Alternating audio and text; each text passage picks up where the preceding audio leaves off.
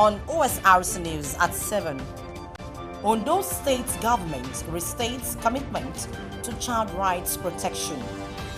JAM commences rescheduled UTME after backlash over error resulting in candidate mass failure.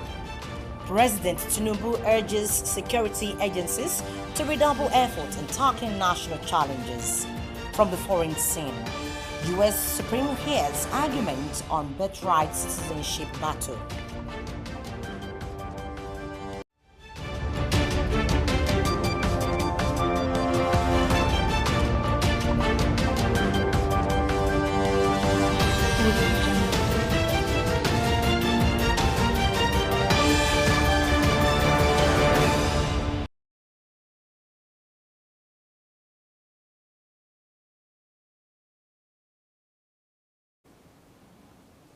Thank you very much for joining us tonight on the news at 7 on Osrc television. My name is Oyumi Ayinibara. To further ensure that children in the state have access to quality education, healthcare, social protection and welfare, the Ministry of Women Affairs and Social Development has played host to the country director of Save the Children International in Akure, the state capital. The special advisor to Governor Aiyedatiwa on Women Affairs, Dr. Shem Osamaye, said the visit would strengthen, support and collaborate efforts towards the Ondo State Children's Parliament. Osrc's Omoriola Onbiji Asmo from our studios.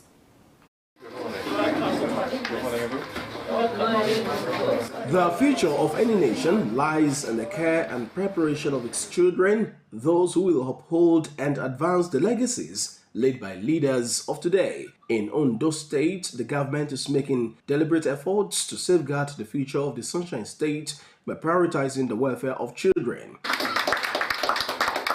The visit of the country director of Save the Children International, Mr. Dorian Harvey, was aimed at supporting child development initiatives. He outlined the organization's focus areas to include child protection, promotion of children's rights, tackling issues such as trafficking, child labor, and violence against children, among others. He also emphasized advocacy for education and the establishment of children's parliaments. About the child rights focus that we have as Save the Children.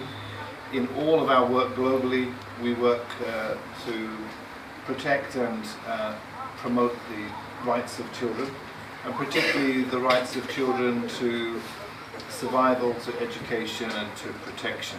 I think with this particular project we're very keen to focus on the issues of harmful child labour within the cocoa industry, and really making sure that all children have fulfill their rights to a quality basic education.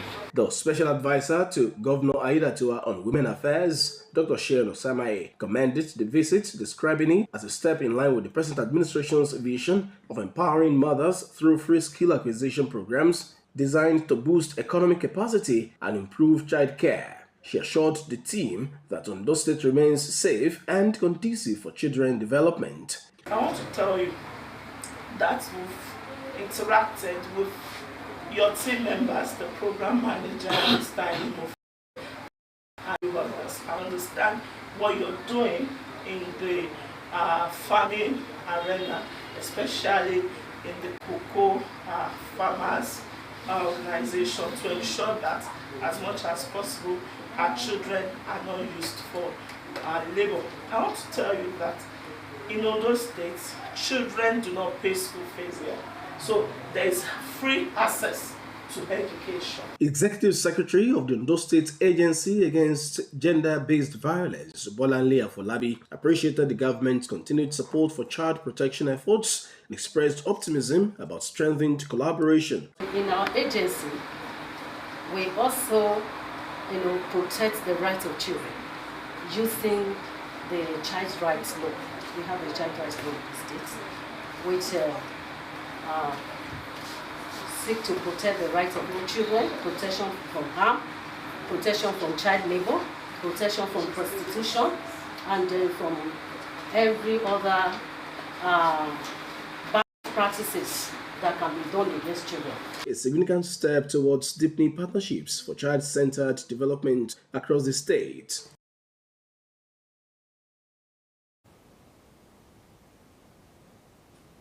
Today is the International Day of the Boy Child. The day is dedicated to recognizing and celebrating the positive contributions of boys in addressing the challenges they face. In Ondo State, the Girls to Women Research and Development Center marks the day with a vibrant civil society-driven event that brought together adolescent boys from across Akure metropolis for mentorship, inspiration, and empowerment. Osrc's Abidemi Akeruto report as presented from our studios.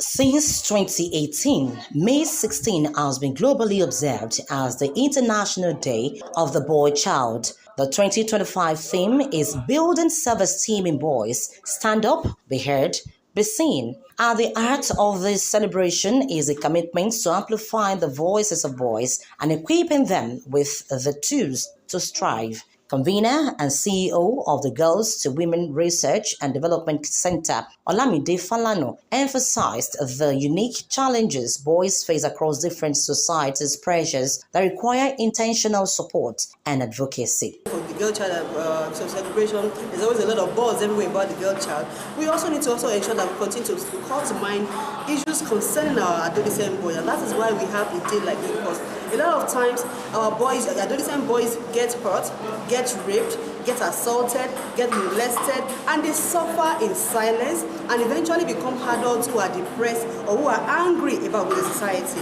So the essence of this day is to bring out all the challenges, to provide solutions to them, to mentor them, to support them, to give them the tips and the wisdom that they need for them to grow. The event drew male students from various schools and featured interactive questions and answers sessions, encouraging open dialogue and expression. The Ondo State Deputy Governor Dr. Laide Adelami, represented by Special Advisor on Political and Public Policy Ademola Adewale, urged boys to discover their purpose, nurture their potential, and pursue their dreams. We have seen narratives of people who started from grass and today they have reason to say they are on top of the platform of glory.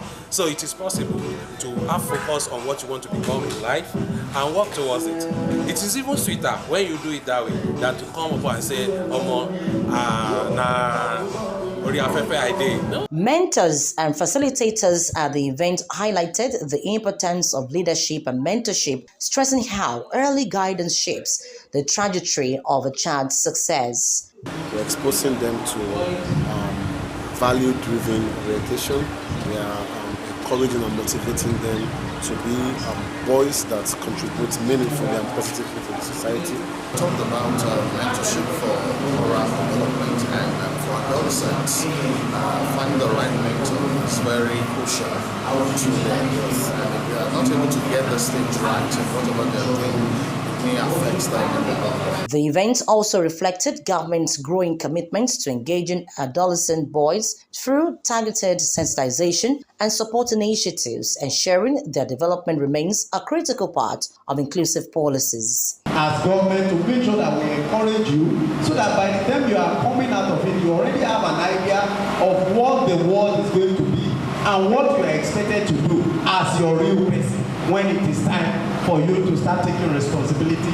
A key highlight of the day was a practical sports session, leveraging the power of physical activity to instill discipline, teamwork, and resilience while promoting holistic growth through sports education. You have to be focused and you have to aim for the execution, and you have to have a mentor. So to choose a mentor, you have to choose wisely. By blending life skills with active participation, organizers aimed to inspire the young boys to grow into well-rounded individuals, confident in their identity and equipped for the future.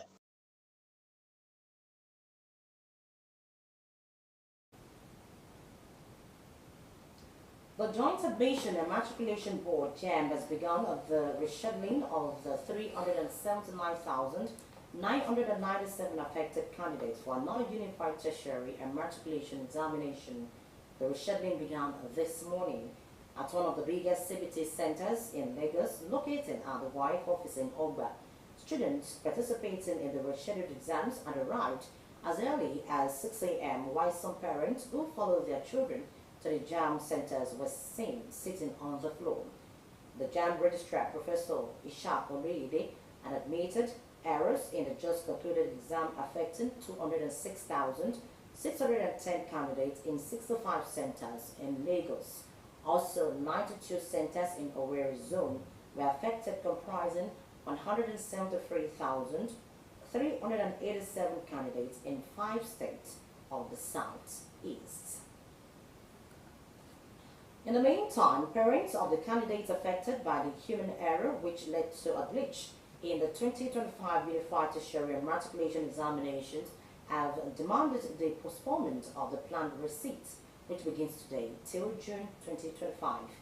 A post from the Joint Admissions and Matriculation Board on its official X handle stated that all the affected candidates will be contacted to reprint the examination slips towards retaking the examinations starting from today. One of the affected students posted on X the SMS he received after getting notification for the examination. Some of the parents cited the traumatic experiences of the candidates, the ongoing West African Senior School Certificate examination, and the distance of the exam centers, among other issues. Meanwhile, the National Association of Nigeria Students, NANS, has commended the Joint Admissions and Matriculation Board, JAM, for its transparency in addressing the glitches that affected the 2025 Unified Tertiary Matriculation Examination, UTME. In a letter to JAM Registrar Professor Ishaq Oluyede, NANS expressed interest in monitoring the retake examinations for affected candidates. The letter, signed by NANS National President Olushola Oladoja, said the request aligns with the association's core mandate to protect the interests of Nigerian students and promote transparency and accountability in the education sector. He also nominated representatives from each of the 6 affected states to serve as official NANS supervisor during the retake exercise. You're still watching Osrc News at 7. After the break, President Tinubu urges security agencies to redouble efforts in tackling national challenges. Please do rejoin us for this and more.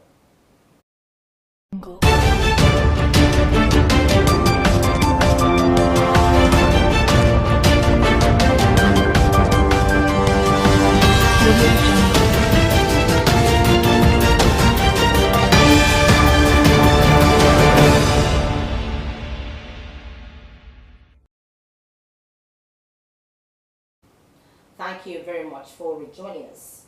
You can watch us live on our website www.osrc.ng or follow us on Facebook at Osrc TV, and on YouTube you can subscribe to our channel Osrc TV Ondo.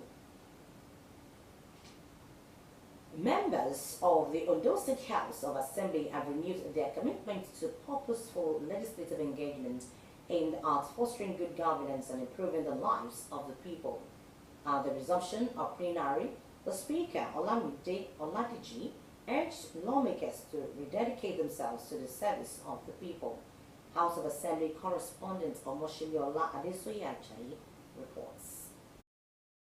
After weeks of recess, members of the Ondo State House of Assembly returned to the hallowed chamber with renewed vigor, and it was a moment of reflection and forward-thinking as the legislators promised to continue to work towards strengthening legislative processes, deepening democratic ideals, and improving the lives of their constituents. Welcoming members at the plenary, Speaker of the House, Olamide Oladiji, expressed gratitude to God and members of the 10th Assembly, urging them to rededicate themselves to their constitutional duties. We must always remember the immense responsibility we hold as a representative of the people and the compelling duty we have to serve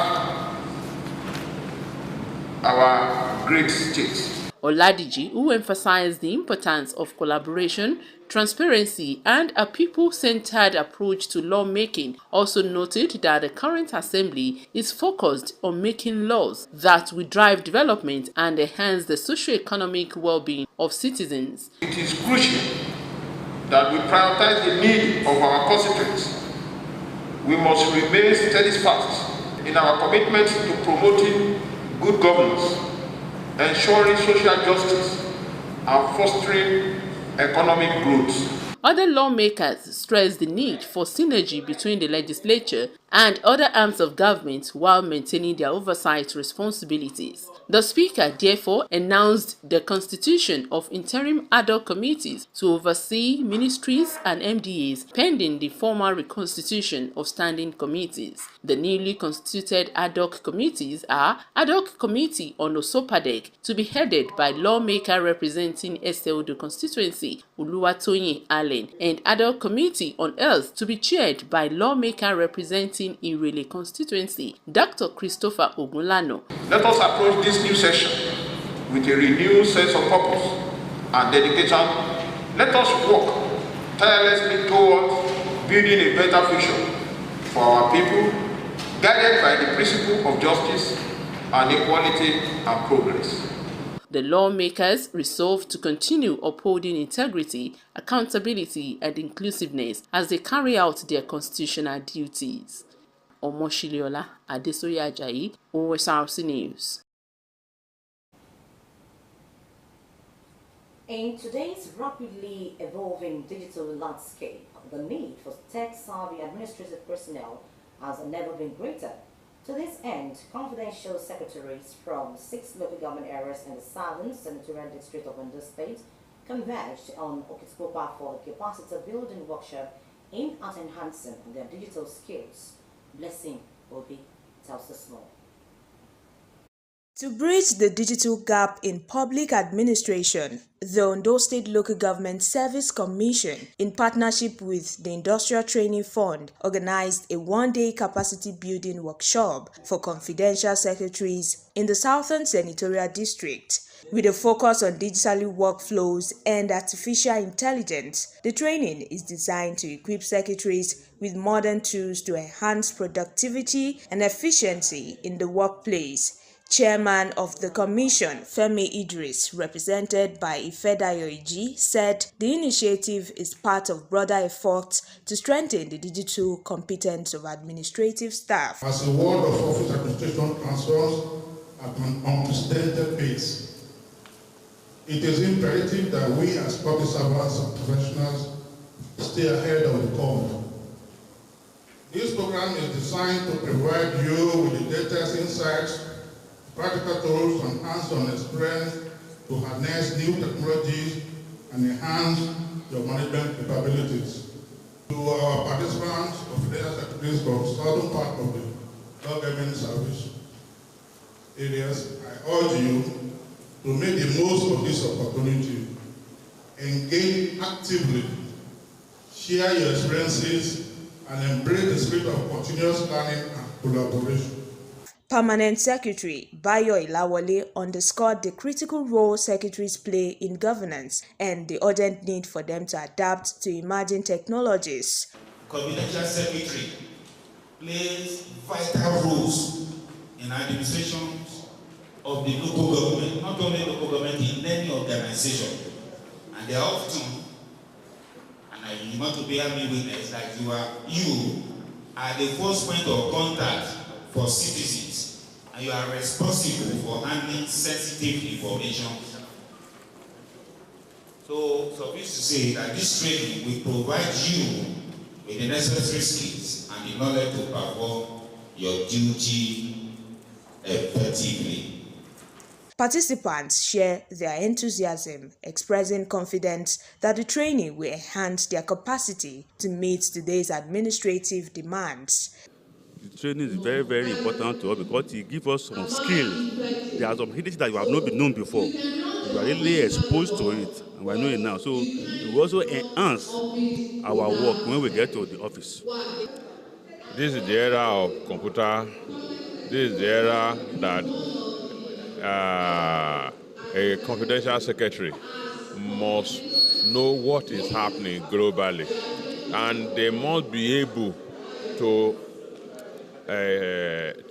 let their actions and inactions reflect their name as confidential, because they are the life wire of their boss office. I really appreciate the permanent secretary the team that is being here today. They have really done well. In fact, today I learned a lot. Is it about the ICT or is it about the time management? It was so interesting. And what I can say is that I really appreciate the management team for being here today and for giving us the opportunity to talk to ourselves and understand much about the confidential works in our various offices. The workshop highlights the growing importance of digitization and continuous learning in an ever-changing technological world. Blessing Obe, Osrc News. The Lagos State Independent Electoral Commission, LASEC, has written to the Independent National Electoral Commission for guidance over the emergence of three factions within the Labour Party ahead of the July 12 local government elections in the state. During a stakeholders forum in Ikeja, LASEC Chairman Lieutenant Justice Bola Okikiolu Ekile revealed that the Commission had received invitations from three separate LP groups to monitor their primaries, prompting the agency to seek clarification from INEC. Okikiolu explained that the Commission could not observe the Labour Party primary because of the unresolved internal crisis. Despite the internal division, she confirmed that the Labour Party had indicated its intention to participate in the elections, adding that 19 registered political parties would be participating in the upcoming elections. LASEC also confirmed that it would observe the People's Democratic Party and Social Democratic Party primaries scheduled for tomorrow. President Bola Tinubu has asked the Nigerian Armed Forces to intensify efforts to tackle the country's multifaceted security challenges. According to him, the stability of Nigeria's democracy, regional peace, and economic growth is closely tied to national security. Represented by Vice President Kashim Shettima, the President made the call at the induction ceremony of two newly acquired helicopters held as part of events marking the 61st anniversary of the Nigerian Air Force. Tinubu reiterated his administration's commitment to investing in the modernization of the military.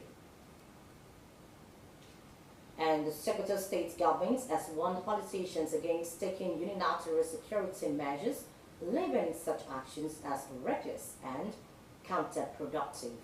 In a statement, Special Advisor of Security Matters to Governor Aliyu Ahmed Usman expressed concern over a recent incident involving an undisclosed senator who allegedly attempted to deploy members of the Civilian Joint Task Force from Borno State without seeking the necessary approvals.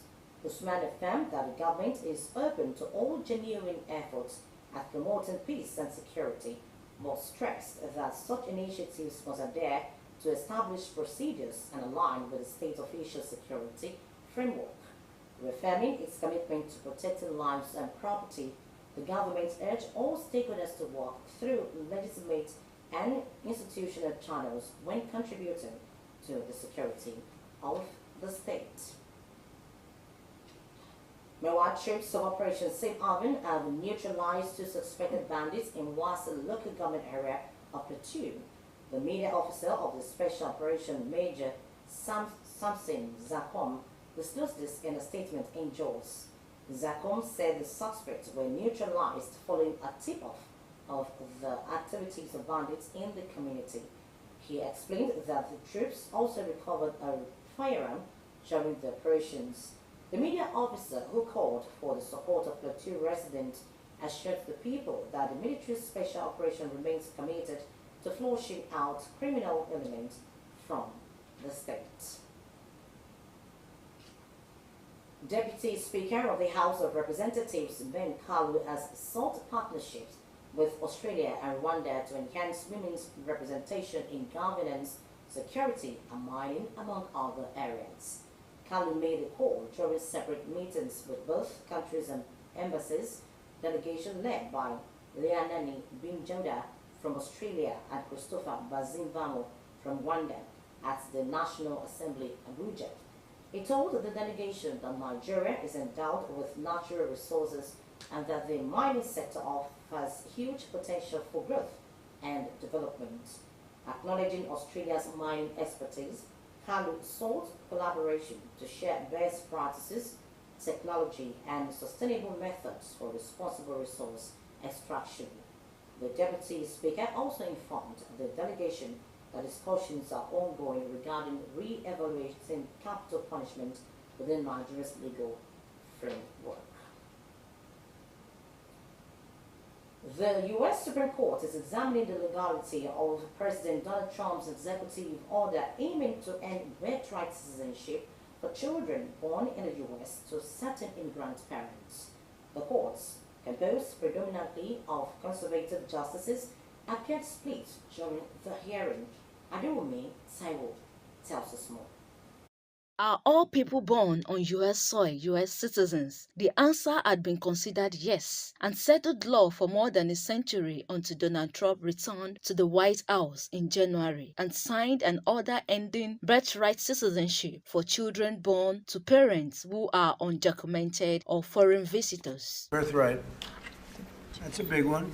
The 14th Amendment of the U.S. Constitution, written after the Civil War, states all persons born or naturalized in the United States and subject to the jurisdiction thereof are citizens of the United States. On Thursday, as pro-immigrant demonstrators gathered outside the U.S. Supreme Court, the 9 justices had arguments from Trump's Solicitor General that the Constitution has been misinterpreted all along. Mr. Chief Justice, the original meaning of the Citizenship Clause extended citizenship to the children of former slaves, not to people who are unlawfully or temporarily present in the United States.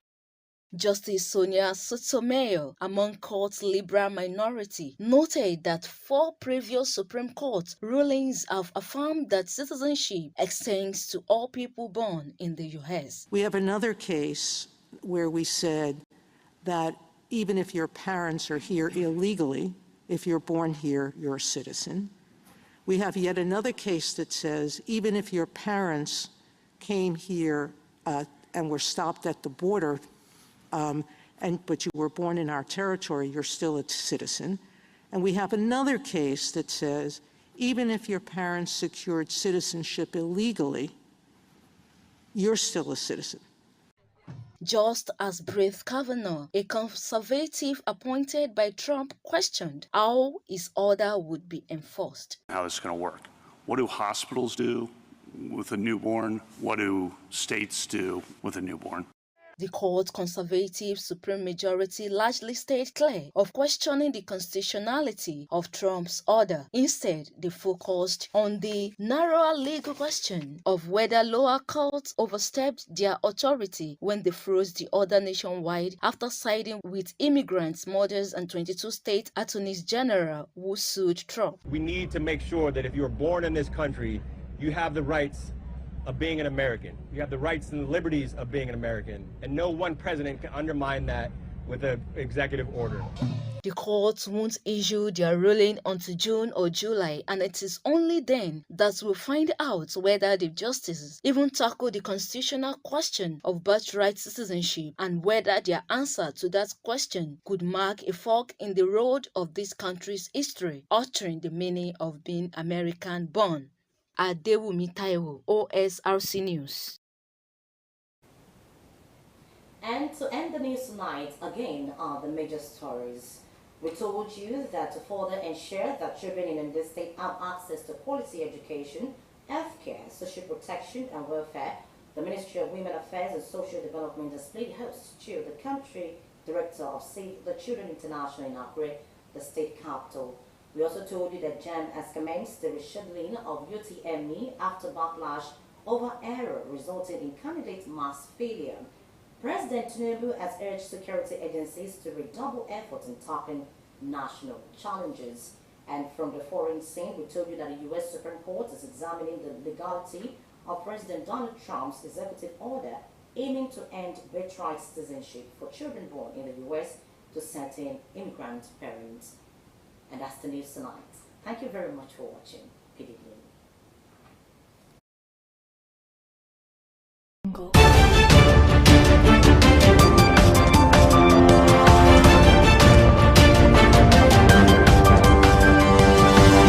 Audio Jungle.